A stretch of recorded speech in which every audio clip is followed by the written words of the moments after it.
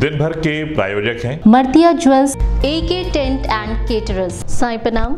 City one channel में आपका स्वागत है। आप देख रहे दिन भर, मैं हूं स्मिता। आगे बढ़ने से पहले एक नजर आज की हेडलाइंस पर। प्रदेश के मुख्यमंत्री योगी आदित्यनाथ की उपस्थिति में हुआ गोरखपुर महोत्सव का समापन। रीता बहुगुणा जोशी भी रही मौजूद। मुख्यमंत्री योगी आदित्यनाथ ने गोरखपुर महोत्सव में लगे स्टॉलों का किया निरीक्षण। सांस्कृतिक कार्यक्रमों के बीच हुआ गोरखपुर महोत्सव का समापन। बाल कलाकारों की प्रस्तुति देख गदगद हुए मुख्यमंत्री। लोकप्रिय भोजपुरी गायिका शारदा सिन्हा ने गोरखपुर महोत्सव में शनिवार की रात गायकी से बांधा समा। बॉलीवुड नाइट को रंगीन बनाने पहुंचे प्रसिद्ध गायक मोहित चौहान, कहा यादगार रहेगी ये शाम। सुप्रसिद्ध गायक सुरेश वाडेकर ने की गोरखपुर की तारीफ, कहा योगियों की तपोभूमि है गोरखपुर। टप्पेबाजों ने चश्मा व्यापारी से 25,000 लेकर हुए चंपत, अपने आप को बताया था सादी वर्दी में पुलिस वाले। गोरखपुर महोत्सव के तहत हॉट बैलून और मोटर ग्लाइडिंग से लोगों ने की आसमान की सैर। अनोखे अनुभव के साथ रोमांचित हुए बच्चे। महापौर के हाथों पुरस्कृत हुए खिलाड़ी। 3 दिनों तक गोरखपुर महोत्सव के तहत चल रही थी कई प्रतियोगिताएं। उत्तर प्रदेश प्रभारी लेखाधिकारी संघ का अधिवेशन हुआ संपन्न। नगर विधायक ने की शिरकत। और गोरखपुर महोत्सव के तहत आयोजित फुटबॉल प्रतियोगिता के फाइनल मैच में वाराणसी ने इलाहाबाद को दी करारी मात। गोरखपुर महोत्सव के अंतिम दिन प्रदेश के मुख्यमंत्री योगी आदित्यनाथ ने कार्यक्रम में शिरकत की। महोत्सव के समापन के लिए मुख्यमंत्री योगी आदित्यनाथ के साथ प्रदेश की पर्यटन मंत्री रीता बहुगुणा जोशी भी मौजूद रहीं। महोत्सव के इस समापन की औपचारिक शुरुआत दीप प्रज्वलित करके की गई और उसके बाद मुख्यमंत्री योगी आदित्यनाथ का जिले के आला अधिकारियों ने स्वागत करते हुए उन्हें मोमेंटो प्रदान किया। स्वागत के बाद मुख्यमंत्री योगी आदित्यनाथ और पर्यटन मंत्री रीता बहुगुणा जोशी ने महोत्सव के समापन के दौरान उपस्थित लोगों को संबोधित करते हुए कहा कि अपने आप में यह एक बड़ा आयोजन था जिसका सकुशल संपादन गोरखपुर प्रशासन ने किया है। महोत्सव समिति की कृपया एकल पुष्प के माध्यम से माननीय मुख्यमंत्री जी का स्वागत और अभिनंदन। हमारे प्रदेश के सिरमौर हमारे मुखिया में अंधियारा सूरज परछाई से हारा, अंतर तम का नहीं निचोड़े, बुझी हुई बाती सुलगाएं, आओ फिर से दिया जलाएं, आओ फिर से दिया जलाएं।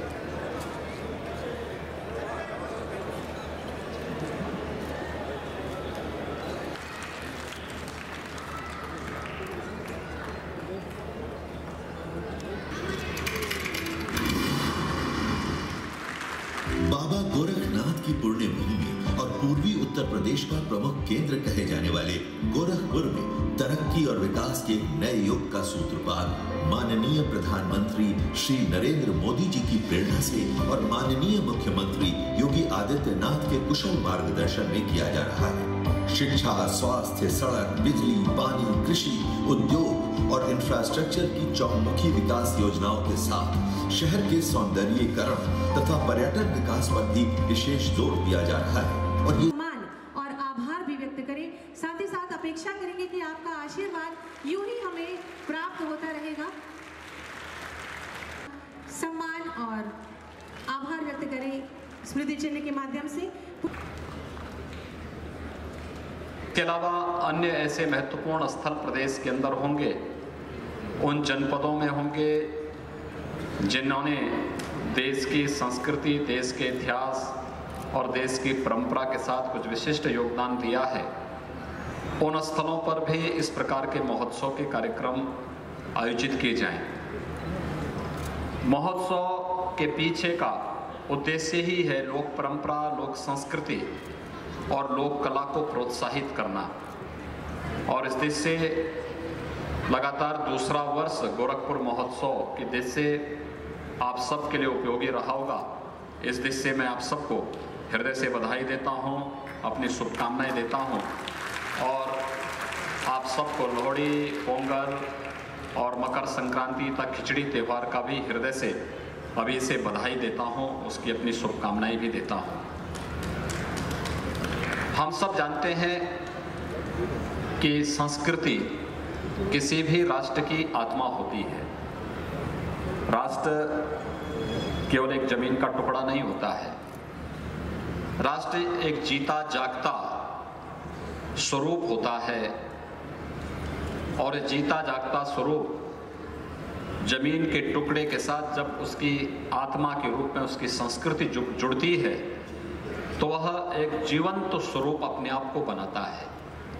संस्कृति किसी भी राष्ट्र की आत्मा होती है और संस्कृति की समृद्धि के लिए लोक परंपरा, लोक विरासत, लोक कला अत्यंत महत्वपूर्ण भूमिका का निर्वहन करते हैं। उस लोक परंपरा, लोक संस्कृति को ही प्रोत्साहित करने के लिए, लोक परंपराओं को आगे बढ़ाने के लिए ही हम लोगों ने प्रदेश के अंदर महोत्सव के आयोजन प्रत्येक जनपद के अंदर इसी रूप में करने का निर्णय लिया। और मुझे प्रसन्नता है कि विगत 2 वर्ष से गोरखपुर का महोत्सव उसी रूप में पर्यटन और संस्कृति मंत्रालय स्थानीय प्रशासन के साथ मिलकर के स्थानीय लोक कर्मियों और संस्कृति कर्मियों के साथ मिलकर के इस आयोजन को इसी रूप में आगे बढ़ाता है। इसके पीछे का ध्येय भी स्पष्ट है। अक्सर महोत्सव का मतलब होता था कि बॉलीवुड और हॉलीवुड से जुड़े हुए कुछ कलाकारों को बुला दिया, उनका मंचन का कार्यक्रम हो गया और उस कार्यक्रम के साथ ये मान लिया जाता था कि सारे कार्यक्रम आयोजित हो गए।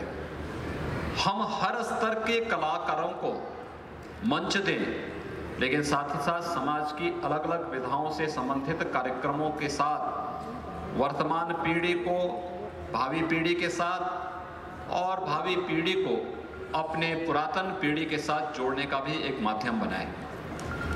और उसको जोड़ने का एक सशक्त माध्यम होता है विभिन्न प्रकार के कार्यक्रमों के माध्यम से। यहाँ पर बेसिक शिक्षा से जुड़े हुए विद्यालयों के बच्चों के कार्यक्रम रहे हों या फिर अनेक प्रकार के वे रचनात्मक कार्यक्रम, जिन कार्यक्रमों के माध्यम से प्रत्येक छात्र को अपनी प्रतिभा को प्रदर्शित करने का एक मंच गोरखपुर महोत्सव के इस कार्यक्रम ने दिया होगा। अपने अतीत के साथ जुड़ने का एक अवसर इस महोत्सव ने दिया होगा। मुझे लगता है कि आने वाले समय में ये कार्यक्रम यहाँ के नौजवानों के लिए, युवा पीढ़ी के लिए और आने वाली पीढ़ी के लिए भी अत्यंत प्रेरणादायी बन सकते हैं।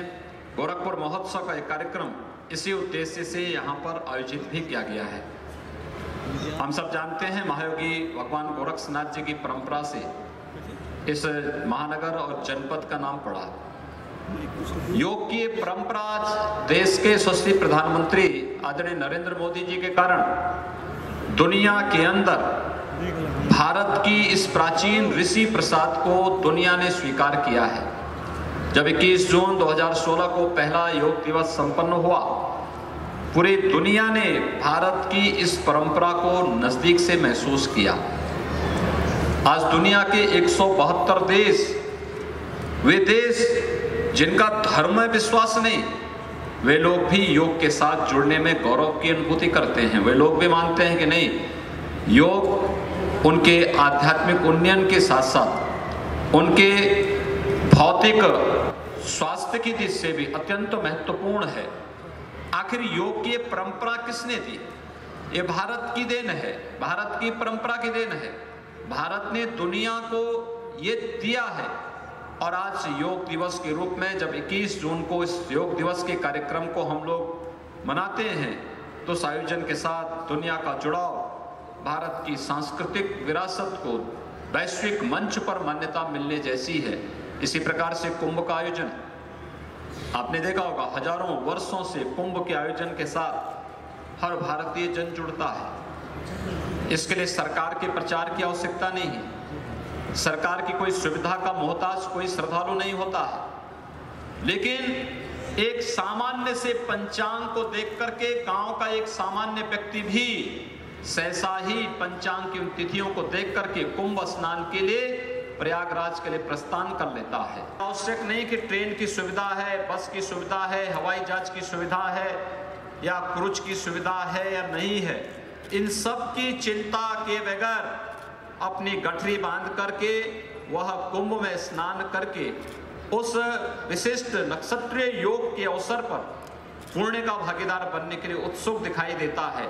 यही तो आस्था भारत की परंपरा है और यही आस्था भारत को दुनिया के अंदर अपना एक विशिष्ट स्थान प्रस्तुत करता है।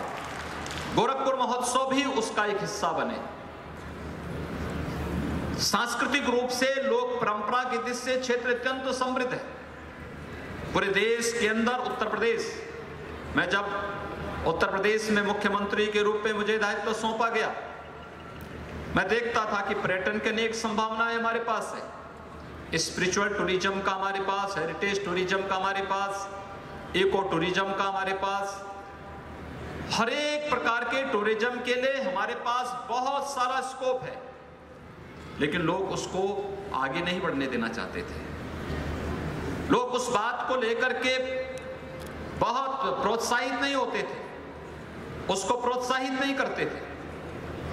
आज आप देख सकते हैं कि 1.5 वर्ष के दौरान जो प्रयास किए गए प्रदेश के अंदर, इन 1.5-2 वर्ष के दौरान के प्रयासों का परिणाम किस रूप में है। जो उत्तर प्रदेश 18वें स्थान पे था, आज वह दूसरे स्थान पर आ गया है। और मैं इस बात को पूरी मजबूती के साथ कह सकता हूं कि कुंभ का आयोजन एक भव्य और दिव्य कुंभ के रूप में दुनिया के सामने आने दीजिए। पर्यटन के क्षेत्र में उत्तर प्रदेश देश का सबसे बड़ा गंतव्य होगा और उत्तर प्रदेश नंबर 1 का पर्यटन का केंद्र बनेगा। आखिर भारत की पहचान मर्यादा पुरुषोत्तम भगवान श्री राम की जन्मभूमि अयोध्या उत्तर प्रदेश में, भगवान श्री कृष्ण की जन्मभूमि मथुरा उत्तर प्रदेश में, भगवान काशी विश्वनाथ का पवित्र स्थल काशी विश्वनाथ उत्तर प्रदेश में, प्रयागराज देश के अंदर जिन 4 प्रमुख स्थानों में कुंभ का आयोजन होता है उसमें सबसे विराट कुंभ का आयोजन जो होता है वह पवित्र गंगा यमुना और सरस्वती के त्रिवेणी के स्थल पर संगम तट पर प्रयागराज की धरती पर होता है।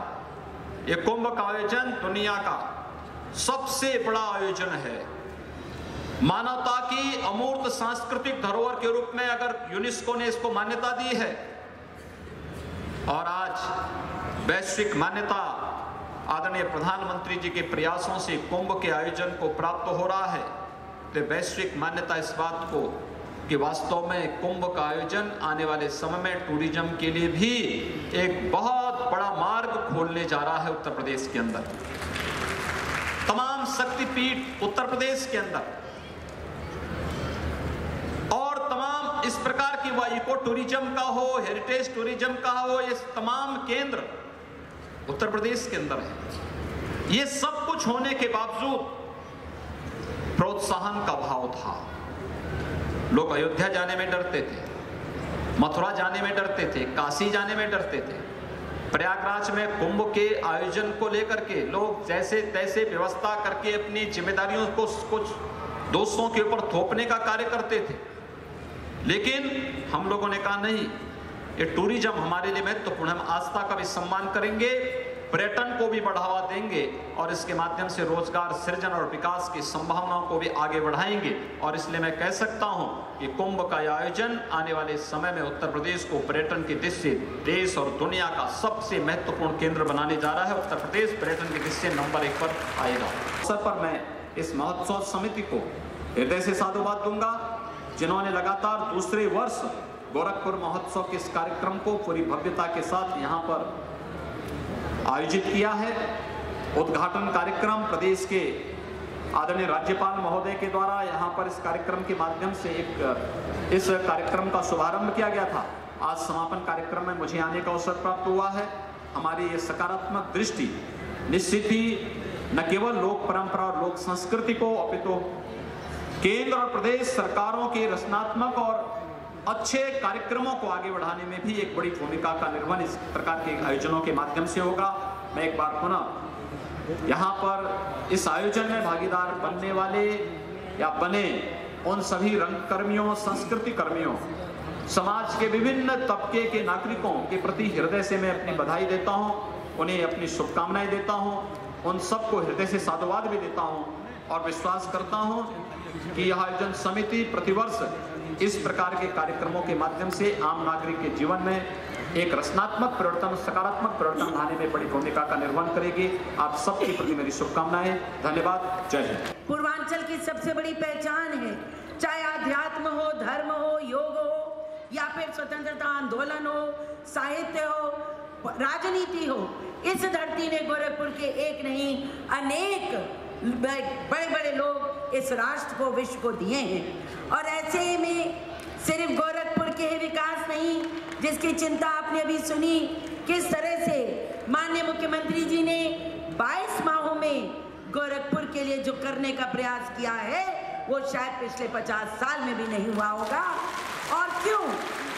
क्योंकि मैं जानती हूँ कि ये जल्दी में है, ये इसी जल्दी में है कि अगर इनको 5 वर्षों के लिए अगर इन्हें एक दिया गया है अवसर कि वो इस धरती की, उत्तर प्रदेश की सेवा करें, तो ये मान कर चल रहे हैं कि इन 5 सालों में मुझे आने वाले 50 साल की तैयारी इस प्रदेश के लिए करनी है। और संस्कृति ये बात और हम आप सब जानते हैं, जब से पैदा होते हैं, अन्नप्राशन होता है, तब से ये बात हो जाती है कि हम अपनी जड़ों से जुड़ जाते हैं। हमारी संस्कृति हमारी पहचान है और भारत की पहचान पूरे विश्व में उसकी संस्कृति से ही है। उसकी भाषा, उसका अध्यात्म, उसका धर्म, उसकी कलाएं, उसके सांस्कृतिक धरोहरें ये इतनी ज़्यादा विकसित हैं और इतनी पुरातन हैं कि पूरा विश्व हमको जानने का प्रयास कर रहा है। गोरखपुर महोत्सव के समापन के मौके पर मुख्यमंत्री योगी आदित्यनाथ ने मंच पर चल रहे कई सांस्कृतिक कार्यक्रमों का आनंद लिया। इस कार्यक्रम में जहां एक और गोरखपुर महोत्सव के थीम सॉन्ग आद योगी पर स्कूली बच्चों ने अपनी अनुपम प्रस्तुति की, वहीं दूसरी ओर श्री राम से संबंधित एक सांस्कृतिक कार्यक्रम का भी मंचन किया गया, जिसे देखकर मुख्यमंत्री योगी आदित्यनाथ गदगद हो उठे।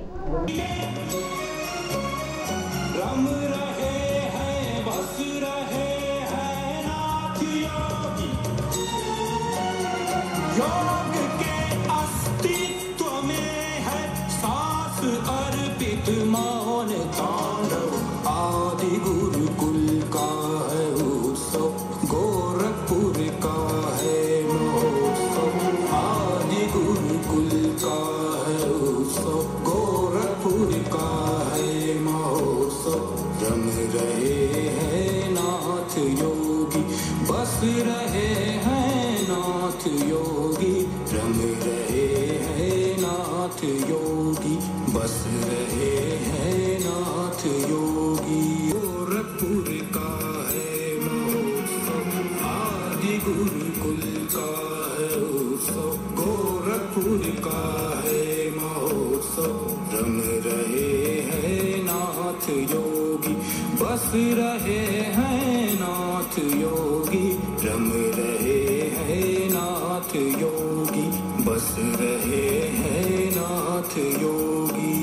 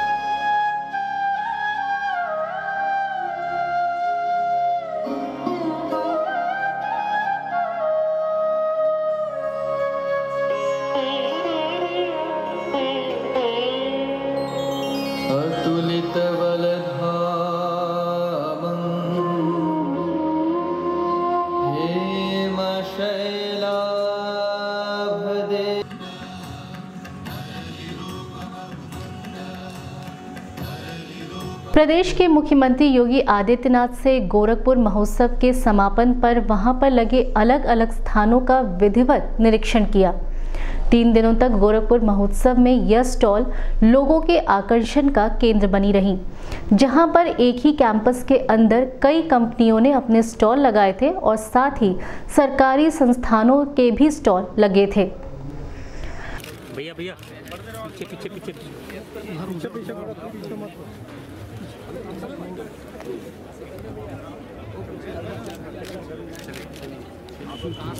पीछे कर सकते जाइए।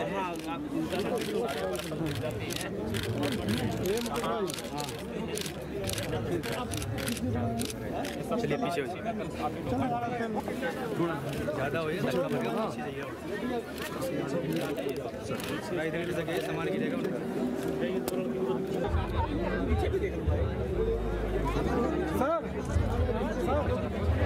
सर हमारी भी लगी सब महिला समाख्या की आइए सर। दुकान सबसे ज्यादा चल रही महाराज, इस दुकान में ज्यादा बिक रही है। इसी दुकान में आप लोग लगता है कि पहले से ये सब पेड न्यूज है।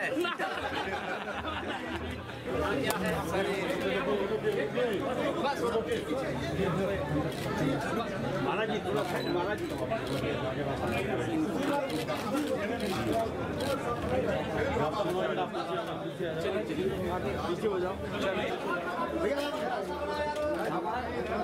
अच्छा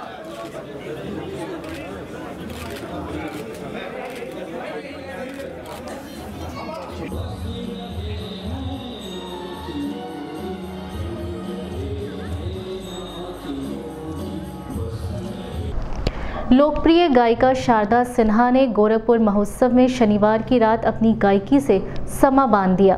भोजपुरी गायकी में शारदा सिन्हा का अपना एक विशेष स्थान है, विशेष महत्व है। बदलते दौर में भी उन्होंने अपने परंपरागत तरीके को नहीं छोड़ा है और उसी की वजह से उनकी पहचान अभी अन्य भोजपुरी गायकों के बीच में सर्वोपरि मानी जाती है।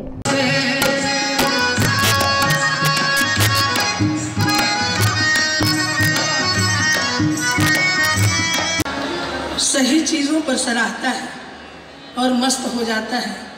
कभी उसके गाने की गहराई समझता है, कभी उसके गाने की हल्की चीज़ों को भी समझ लेता है, तो मुझे बड़ी खुशी होती है। सो आप लोगों का बेहद प्यार मुझे मिला है। आज से नहीं, ये 40 वर्षों का प्यार है। इतने वर्षों से ये रिश्ता, जनरेशनों से ये निभता आया है। मैं हूँ, मेरी बेटी है, उसकी बेटी है। इसी तरह से मेरे गाने जिन्होंने 71 में सुना, वो 10 साल के बाद 81 में भी सुना। 91 गोरक्षनाथ की, बाबा गोरक्षनाथ की।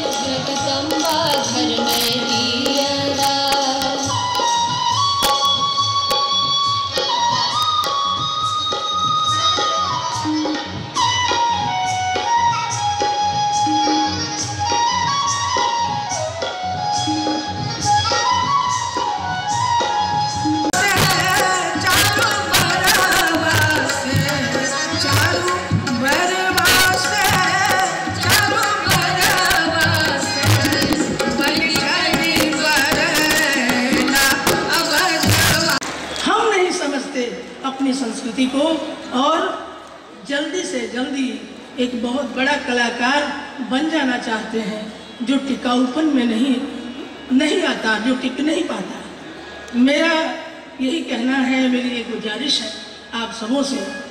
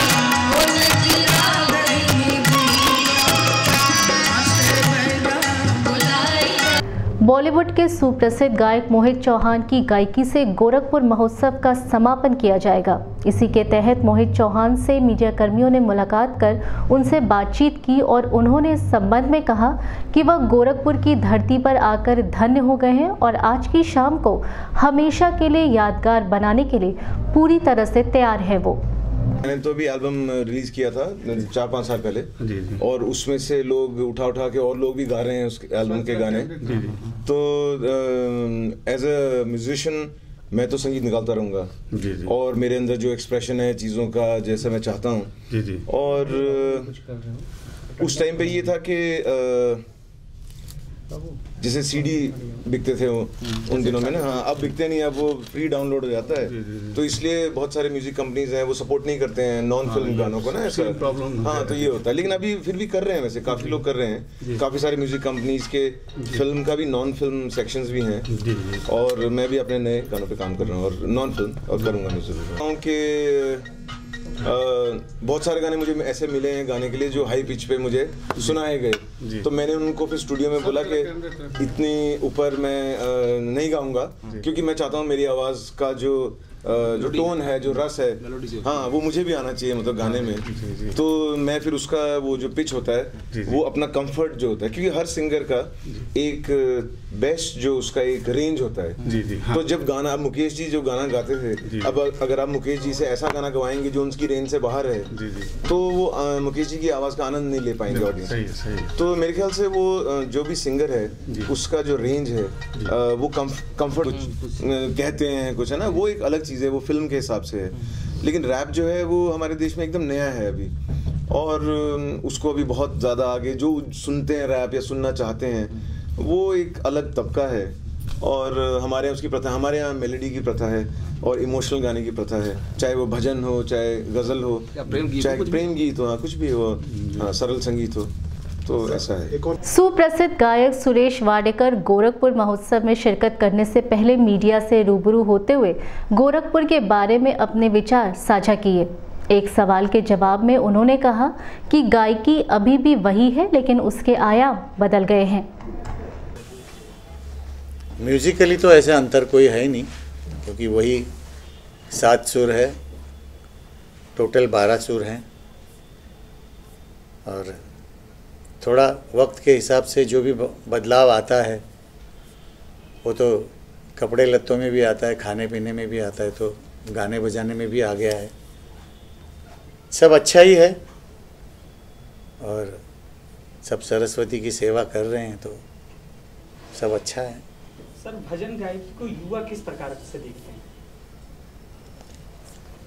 युवा को अगर उनके माँ बाप ही अगर उसमें नहीं डालेंगे, जैसे हम कहते हैं ना, ऐसी बहुत सारी स्ट्रिक्ट फैमिलीज़ हैं जो बच्चों को भी आध्यात्म की तरफ या भगवान को सुबह नहा धो के हाथ जोड़ना, थोड़ी सी प्रार्थना करना अगर नहीं सिखाएंगे तो वो नहीं सीखेंगे। जैसे हमने और भी कम्युनिटीज़ में देखा है, जैसे सरदार फैमिलीज़ में देखा है, मुस्लिम फैमिलीज़ में देखा है, जब तक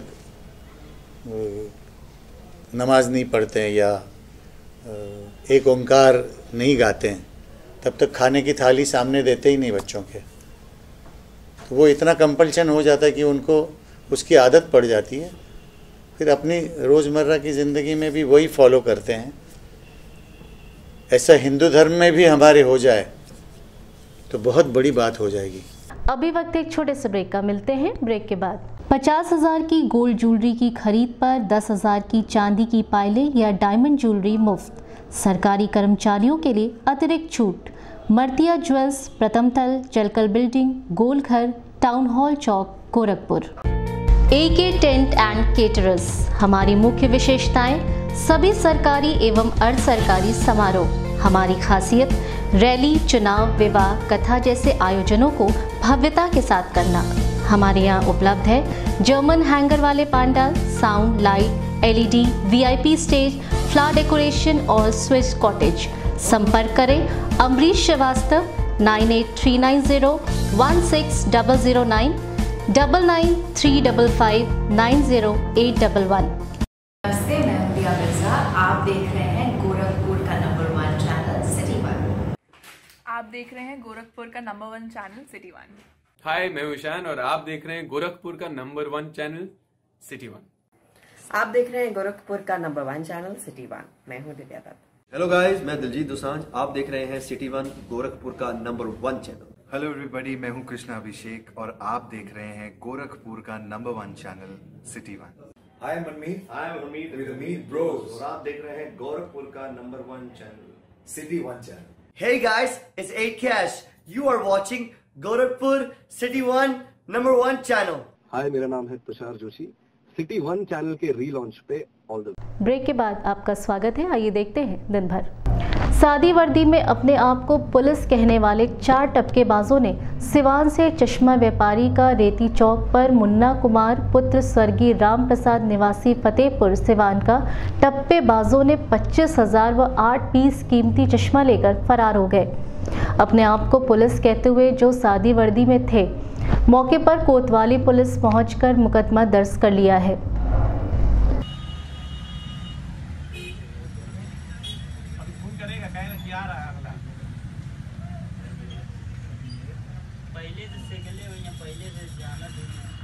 हमारा लग जाएगा ही, मेरे पास जाएगा। पहचान गए यही है। हाँ, ये क्या हुआ ना, ये वाला हमारे पास आया। आपने जैसे ही भेजा मेरे पास पूरा क्या नाम है और क्या किया का बैग लगा चेक करेंगे। मैं सारे व्यापारियों को व्हाट्सएप भी किया है। वो बैग टंगा है यहां पे पिट्ठू आगे। ये तो छपवाज हो गया, जज जी सब छपवाए हैं और आपको जरूरत नहीं और भी छपवाए और गोरखपुर महोत्सव के तहत चंपा देवी पार्क में हॉट बलून और मोटर ग्लाइडिंग जैसे एडवेंचरस कार्यक्रमों का भी आयोजन किया जा रहा है। गोरखपुर के चंपा देवी पार्क में इस तरह का आयोजन दूसरी बार हुआ है, जिसमें भारी तादाद में लोग इसमें हिस्सेदारी ले रहे हैं और एक नए रोमांच का मजा गोरखपुर वालों को मिल रहा है। जहां एक और 4-5 लोग एक साथ हॉट बलून में बैठकर आसमान की ऊंचाइयों को छू रहे हैं, वहीं दूसरी ओर मोटर ग्लाइडिंग का मजा छोटी उम्र के बच्चे भी लेते हुए नजर आ रहे हैं। गोरखपुर महोत्सव के तहत इस बार इस तरह की रोमांचक आयोजन का दूसरा साल है, जो कि गोरखपुर वालों को एक नया अनुभव दे रहा है।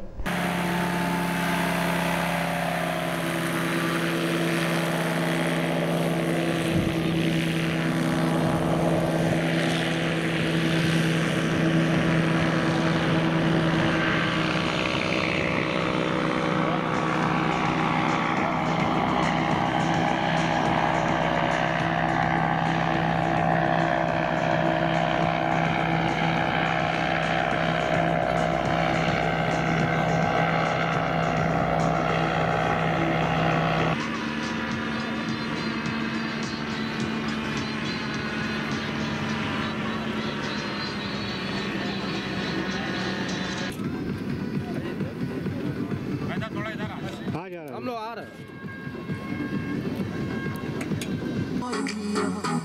जिस हिसाब ना हस दिया लगदी पंजाब दिया, जिस हिसाब ना तक दिया लगदी लाहौर दिया, जिस हिसाब ना हस दिया वो लगदी पंजाब दिया जिस हिसाब ना तक दिया दिल्ली दा नखराया स्टाइल दा वखराया बॉम्बे दी गर्मी वांग अपने इसी अनुभव के बारे में हमारे सिटी वन के संवाददाता से बात करते हुए कुछ बच्चों ने इस तरह से अपना अनुभव बयां किया। पहली बार थोड़ा ठंडा अच्छा लग रहा था, सब दिख रहा था। डर नहीं लगा? थोड़ा सा। किस क्लास में पढ़ते हैं? 6th। फिर दोबारा भी उड़ने का मन है? करना है। अब नहीं डर लगेगा? नहीं। मजा आया ऊपर। पहली बार आपने किया था? हाँ, नहीं पहली बार था। डर नहीं लग रहा था? नहीं, डरावना तो बिल्कुल नहीं था। डरावना नहीं है? नहीं। आप बताइए कैसा रहा? बहुत अच्छा था, बहुत मजा आया। ऊपर से सब कुछ दिख रहा था। कोई डर नहीं लगा? नहीं। एकदम हवा में जैसे लग रहा था प्लेन में हम लोग। उत्तर प्रदेश प्रभारी लेखा अधिकारी संघ गोरखपुर परिषद के तहत एक अधिवेशन महानगर के स्थानीय होटल में आयोजित की गई। इस बैठक में मुख्य रूप से बतौर मुख्य अतिथि नगर विधायक डॉक्टर राधा मोहन दास अग्रवाल, विशिष्ट अतिथि के रूप में मदन सिंह, कृष्णकांत वर्मा सहित अन्य लेखाधिकारी मौजूद रहे। कार्यक्रम का शुभारंभ सरस्वती वंदना से की गई और उसके बाद अलग अलग वक्ताओं ने लेखा संबंधी अपनी बातें रखीं।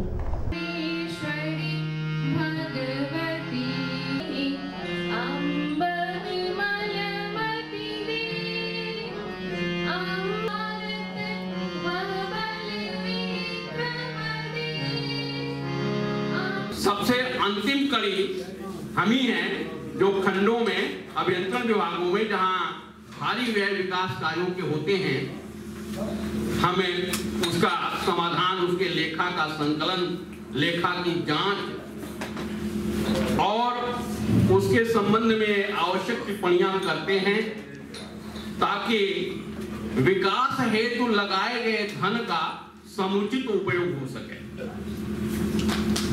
इस संघ के सदस्यों द्वारा यह कार्य संपादित किया जाता है, लेकिन इसका पूरा आवंटन जो है वो अभियंत्रण विभाग का एक कार्यपालक अधिकारी जो जिसे अधिशासी अभियंता कहते हैं और फाइनेंस ऑफिसर के रूप में वो डिविजनल ऑफिसर होता है। गोरखपुर महोत्सव के तहत पिछले 3 दिनों से खेल प्रतियोगिताओं का आयोजन किया जा रहा था, जिसके अंतिम दिन फुटबॉल के फाइनल मैच में बनारस स्पोर्ट्स कॉलेज की टीम ने इलाहाबाद को 2-0 से करारी मात देकर फाइनल की विजेता का खिताब पाया।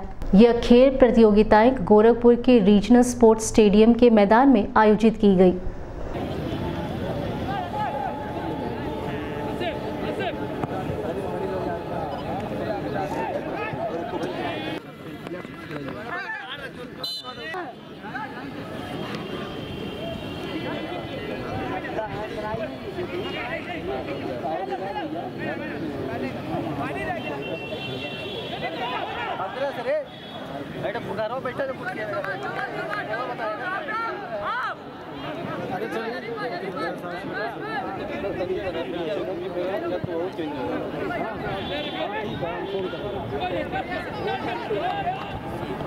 दिन भर में बस इतना ही। अगले बुलेटिन में फिर मुलाकात होगी, तब तक के लिए दीजिए हमें इजाजत। साईं प्रणाम।